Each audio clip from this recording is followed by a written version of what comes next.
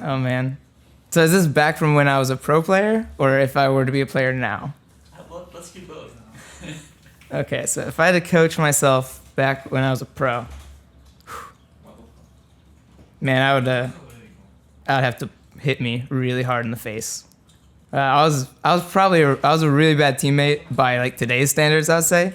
Maybe back then like was like fine because we didn't have like a coach and stuff. But yeah, I would beat the crap out of me back then. I should have behaved a lot better for sure as a teammate.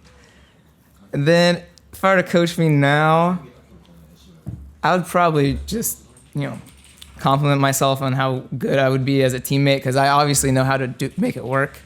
And I just tell myself to play more solo queue and, be better mechanically. And yeah. And maybe I'll tell myself stop trying to coach your teammates. Because if I was a player right now, I'd probably try to coach my teammates like constantly and my coach. I'd correct them on stuff and be really annoying. I would not want to coach me. That'd be terrible.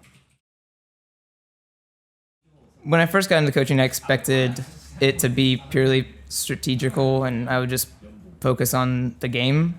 And as I played more and more with my team, I realized that my job is a lot more about like personal relationships and how like people are just like living their life and reacting and interacting with each other. So being able to get everyone, attitude-wise and behavior-wise together was the hardest thing so far, and it's my top priority pretty much every day. I'm really happy that I was able to get all players that are really high in their role. I know some coaches have to deal with, mediocre laners and stuff like that and have to build up from there.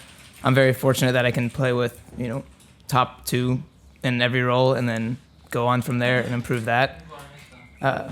Except for Che. I would say Che is no comment. I deal with egos very viciously.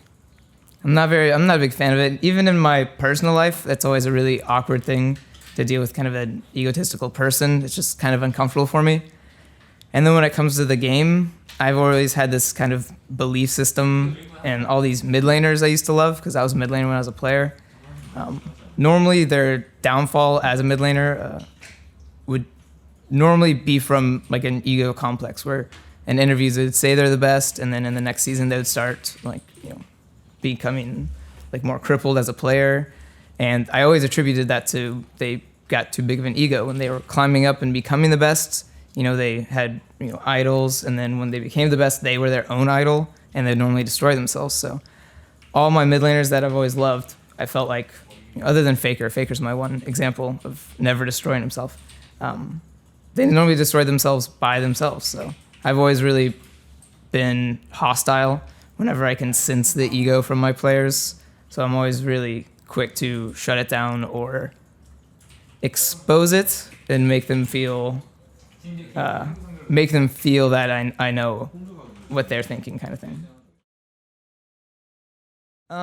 It's less about fatigue through relentless scrims. It's more about fatigue through relentless analysis.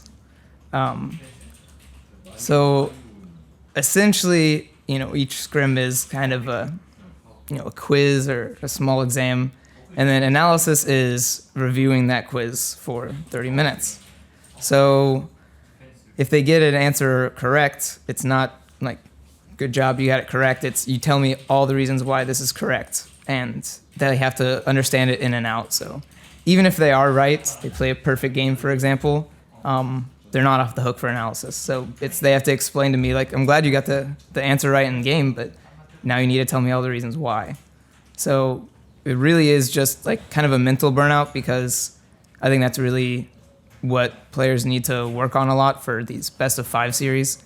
I see like mental strength goes down a lot and like decision making.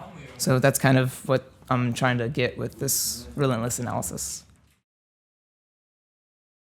I would say like kind of the final decision on how we're going to play a meta out is on me, but I do require a lot of player feedback. Mostly because sometimes it might not be their style, or sometimes it's harder for me to actually guess what the correct meta will be. And I kind of need my players to be, playing solo queue excessively, things that they're supposed to be doing, and kind of test it out themselves. And then we kind of have like feedback session to kind of get a feeling. But it's a lot of give and take, really. I don't think it's fair if I were to determine it by myself. Not because I could be wrong, but because it could be like uncomfortable for my players, or like it might not be actually the best. It'd be too many variables for me to decide on my own. At first, it was really uncomfortable, being like the only tool my team had for maybe like the first 2 years of coaching, where I did most of the work for everyone. It was really weird to say like, okay, I don't have to watch this game now because I can like delegate it to someone else. Like delegating something was really hard to start doing. Became kind of a control freak when it came to coaching because I normally only really relied on myself. So now I was able to rely on other people. So at first it was really uncomfortable to say like, okay, I'm gonna let this guy handle this. But more and more it's become a lot better because now I've seen like what they're good at and what I'm good at. So I'm able to let them do the things they're better at than me at. And I can focus on the few things like I can actually excel doing. So it's made like my effort be more effective. Damn you, doorbell. Was that the end of your answer? Yeah. Perfect. That was good. And the answer ends with damn you, doorbell. It does. Yes.